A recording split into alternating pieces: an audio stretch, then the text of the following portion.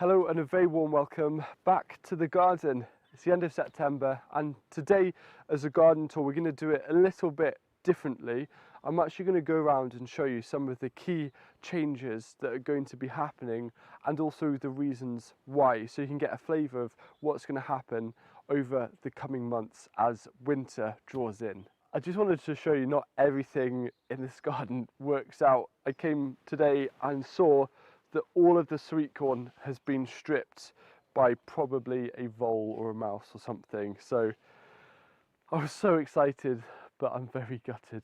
Over the last few weeks, I've gotten quite interested with the potential that cover crops and green manures offer the health of the garden. I totally understand the principles behind it, so I've got to give it a go and see what happens. This bed here, we've got field beans, which are absolutely going for it, interplanted with buckwheat that was broadcast sown, and it's growing really quickly. So because it is growing really quickly, I'm going to have to make a decision over the next few weeks whether I just end up chopping it all down and letting it break down, or trying to keep it going over winter and just see if any of the beans pull through next year.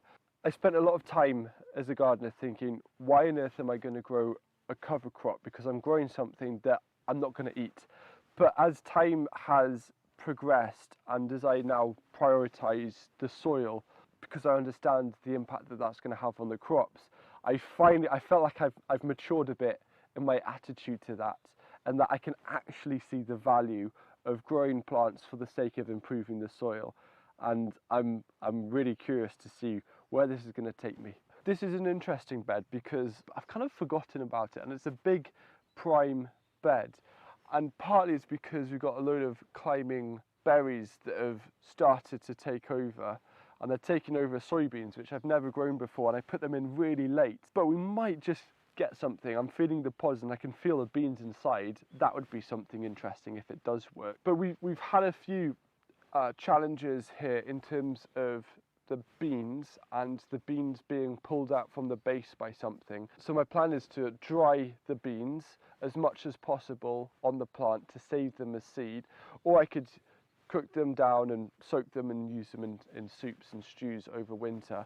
But this is all going to be nice and clear, and I think I'm going to do a bit of a reset. We had outdoor cucumbers which did really well, but those need to come out. There's also the quinoa, which is looking really good. But I feel that just having a nice hard reset and a proper think over the next few weeks about what I want to do with this bed next year is going to be the best thing I can do for this area.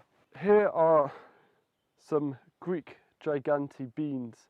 I remember these seeds were kindly given to me from Liz Zorab because I always got so jealous of such massive beans, and because of the challenge of this year and it being so dry, the fruit set has probably not been optimal.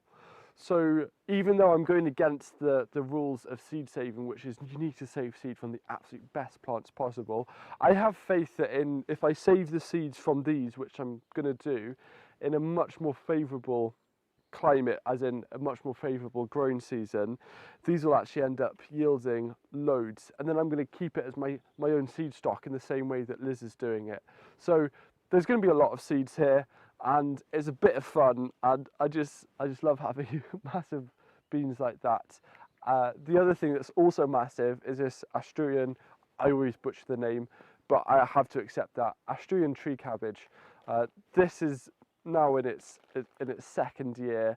It's become mega, and we might be able to use one of the stems as a walking stick. On the opposite end of the bed to the Greek gigantes beans, we've got the carrots. This is just something that I sowed quite quickly just to see if I can squeeze in an extra crop.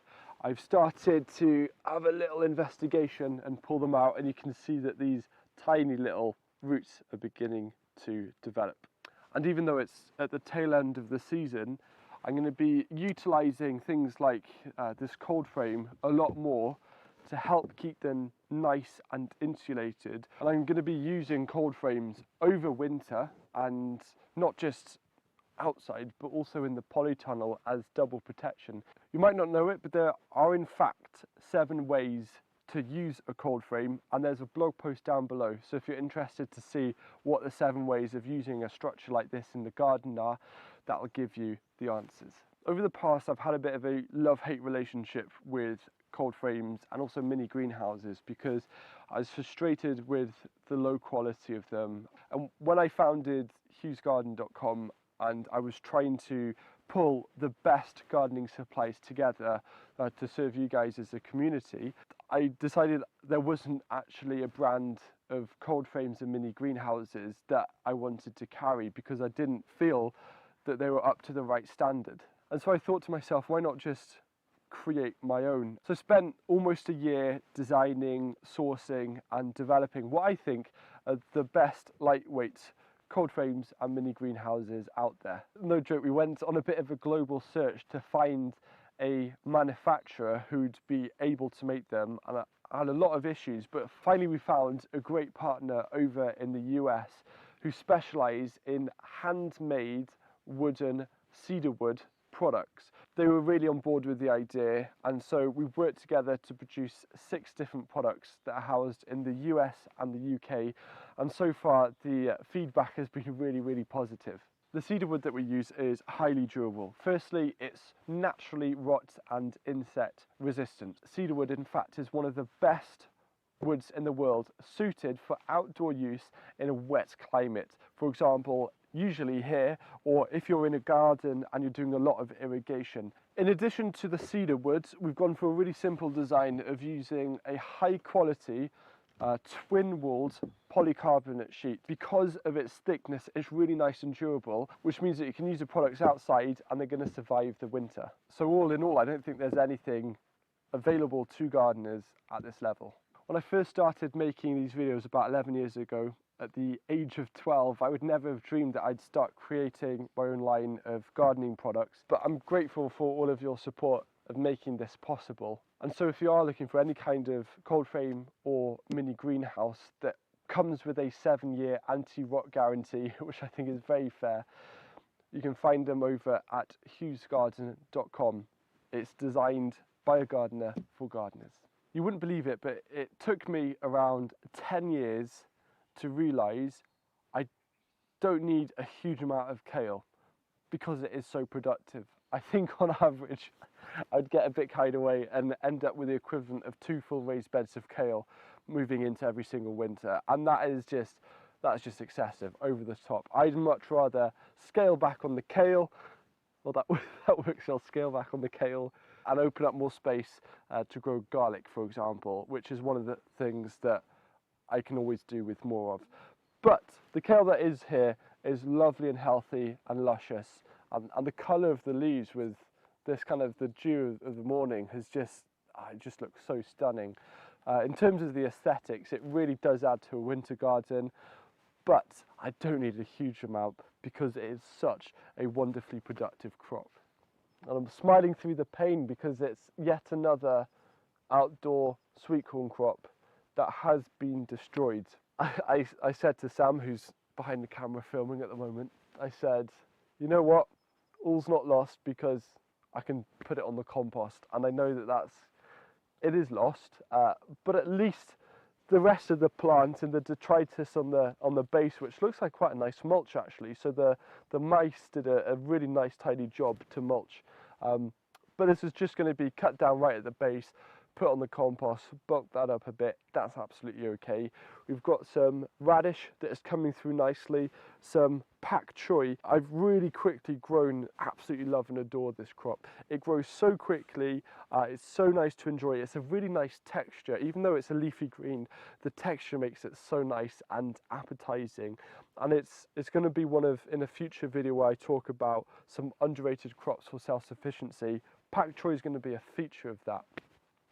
So this will also be out in about a month because it grows so quickly, and I'm probably going to just cover crop it and think about how I want to use it for next year. Perhaps I do put a load of garlic in, but on the theme of garlic, behind me at the end of the bed there's Chinese garlic chives which have started flowering, and they're so beautiful. We spent a bit of the time thinking that they're not going to come through or make it, but they ended up picking up pace at the end of the season, and As a perennial, they should come back every year, and I really hope that they do come back every year because they are an amazing crop. If you have beds in the garden, you'll instinctively know which are the higher performing beds and which beds are perhaps lacking in terms of the soil health and nutrition.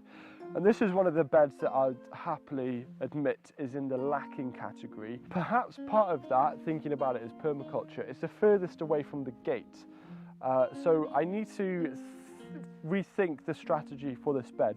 Right now what I have done is I've got some mango beets and some beetroot which are doing well, and they can do really well in low quality soils, as well as some lettuce that is enjoying it. I've sown some Phacelia, which is a high biomass cover crop that I'm going to terminate by cutting at the base and letting it break down. And again, because of the stillness and how slow this time of year is, I've now got the time to look at all of the things that haven't quite worked in the garden, or things that are perhaps holding back its potential, to come up with an action plan over autumn and winter. I've got months to do it, but I'm going to prioritise doing it, because before you know it, March is going to be here again. And yeah, I know as much as you do about what's going to happen to this bed next year, which is zero. This is the other bed that I'm not super happy with its health. That's okay. As a gardener, we have the control to change that. You can actually see a perfect example there with the leeks.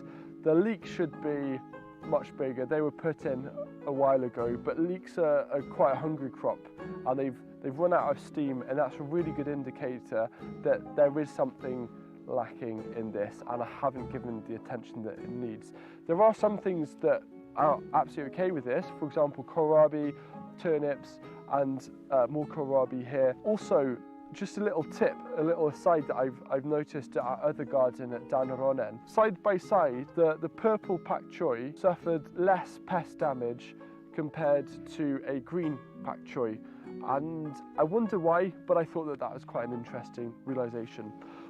To try and combat the lower soil fertility, we sowed some buckwheat, but even that was like, no, I'm only going to send up a few plants. So there's going to be some drastic action here, obviously not digging in stuff. And so really moving forward, because beds split up the garden so nicely, I'm thinking about what is a role that I can give to each bed that's going to contribute to the whole garden. How can each bed play to its strength? A real highlight of this season has been how the celery didn't bolt with the drought. And there's a lot here, and I reckon if I can convince Sam enough to help me make a massive batch of stock with this celery, that would be really useful. You use celery in stock, right? Yeah, of course.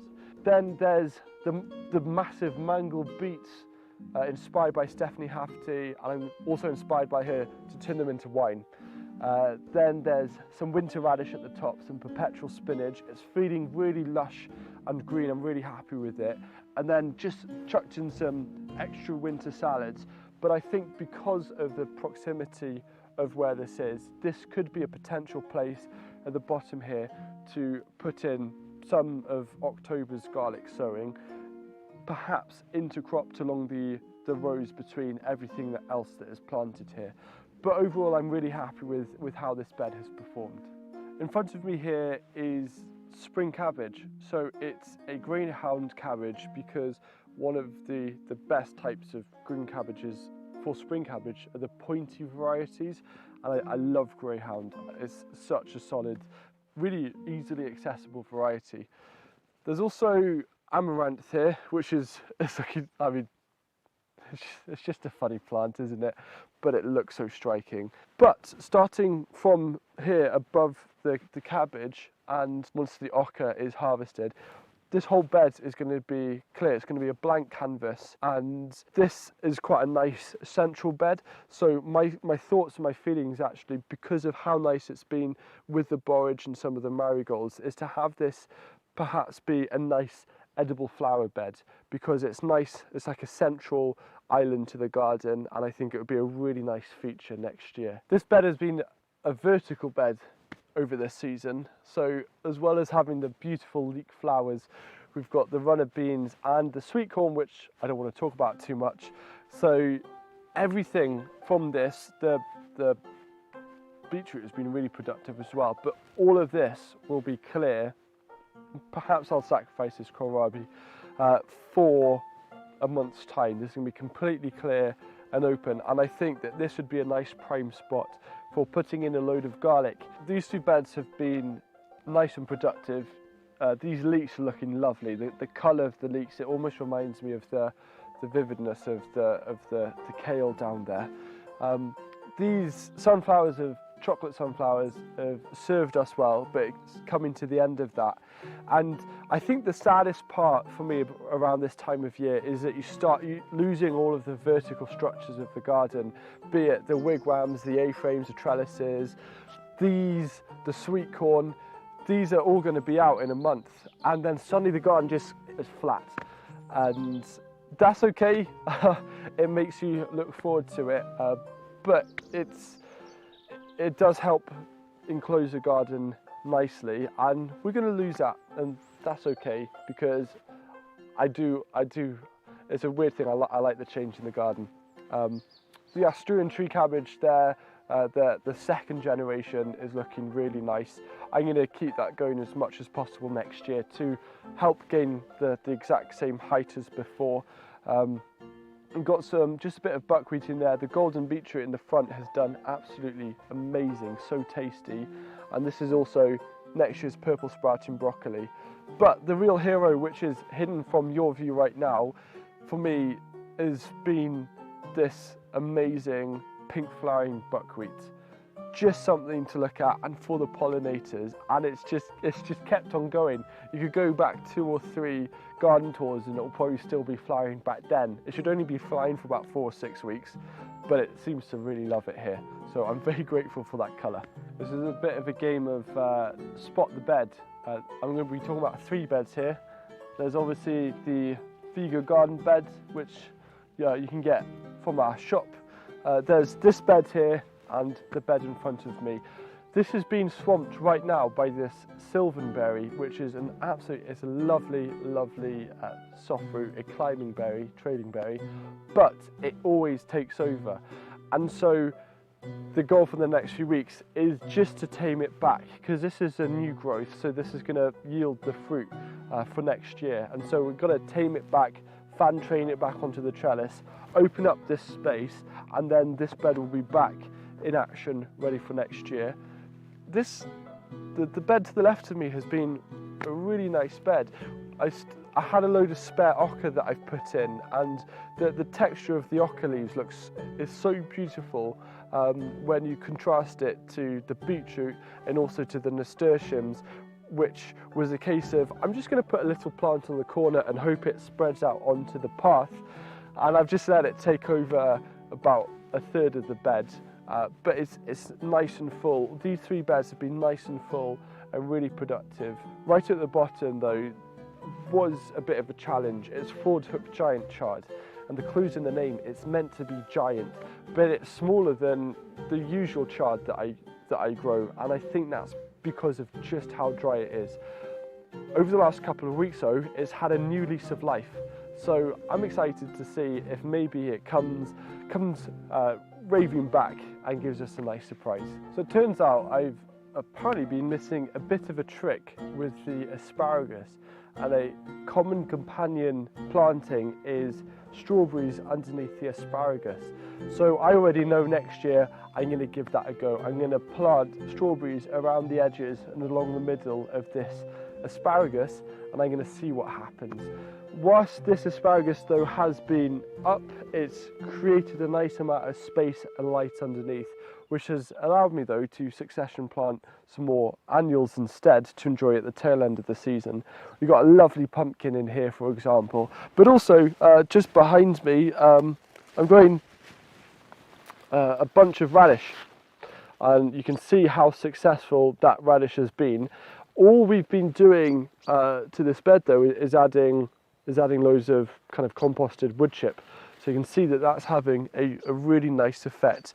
But the thing that's so nice and you probably see it right now with this asparagus, is when there's moisture on it and the droplets, it just shines. It reminds me of, you know, like a disco ball.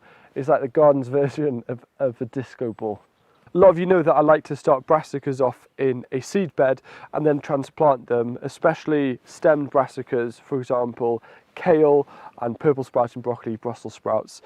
This is the remnants of what didn't get transplanted, and I decided to leave them in and see what happens. And it's a brassica polyculture that is looking really nice, and we're just gonna see what it is. I'm gonna just keep on harvesting up until around March, where we'll just cut it down, and I'll probably end up using it as a brassica seed bed then for a third year in the row. It's currently in the second, but I like the position a bit out of the way, and that is the plan. This is the dedicated space.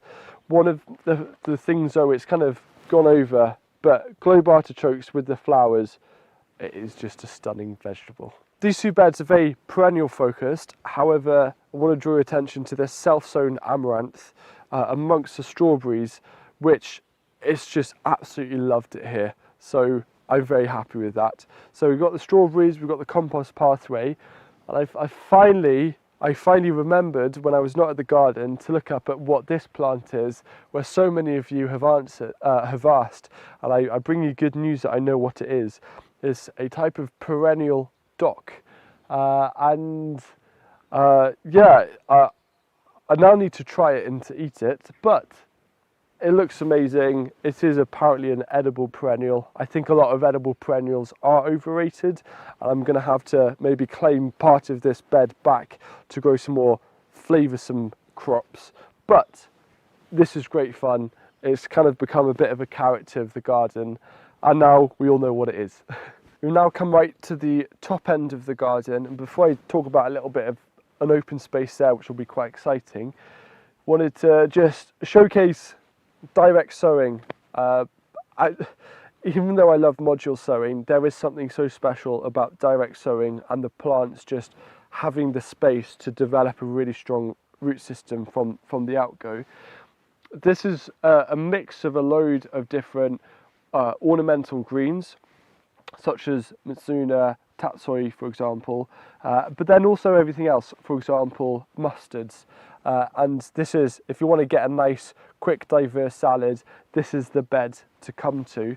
And then also here, the leeks are looking really nice. A lot of these areas have actually had coffee grounds in, and I can't actually see any difference where there was a big mulch of coffee grounds or not. I don't know what we can take from that, but what I am going to be taking from that is a lot of leeks over winter. This corner is often just the dumping corner, so just put something out of the way and don't film it. And I think the reason why is because there isn't enough of a reason to film here, and it's a useful bit of space. But I'm going to change that now, because this space here, we're going to put a hotbed, and I'll be talking a lot more about hotbeds on this channel over the coming years, in fact. But this area is suddenly going to become a lot more popular again, hopefully, in the videos. A few of you have been wondering about my winter potatoes that I started off on that video that has nearly had 1 million views now, about starting and growing potatoes in containers. Well, here they are. The useful thing about this time of year is you can just stack them up, and then we're going to be harvesting these starting around late October, early November. So the biggest opportunity right now for us gardeners is to make as much compost as possible, which is what these sweet corn are going to turn into. I'm using, as an ambassador for Gardena, I get to try lots of different things. This is one of my favourites. It's a shear that allows you to get actually really big stems and cut them down like it's nothing. So if you're struggling though, all of this green material that is coming out of the garden, for example the sweet corn, and you're struggling to add maybe a diversity of material or some browns, this video right here, which I'm using as well to cover the carnage and the upsetting story of this sweet corn, and I'm cutting it down now so I never have to think about it again, will give you a load of ideas to bulk up your compost bins to help you become more self-sufficient in compost.